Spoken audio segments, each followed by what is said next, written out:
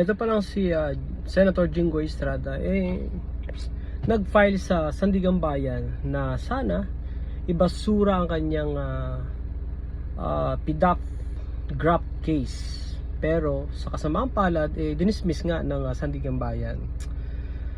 Okay, yung mga ganitong klaseng politiko, no, na may bahid ng korupsyon, bahid ng anomalya, no, especially milyon-milyon talaga. Ito kasi na-link to kay Janet Lim Napoles kung naalala niyo nung time na yon, talagang malaking issue yon, no. So pinagtataka ko bakit pa nakakaupo yung ganitong klaseng politiko.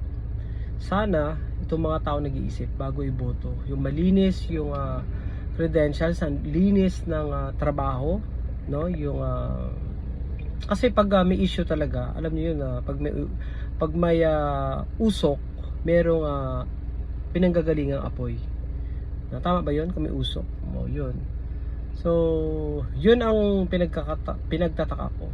And dapat lang naman talaga mangibabaw ang law, no, sa Pilipinas, no, na yung merong mga lingkod bayan or public servant na merong mga kaso, dapat talaga maparusahan, di ba?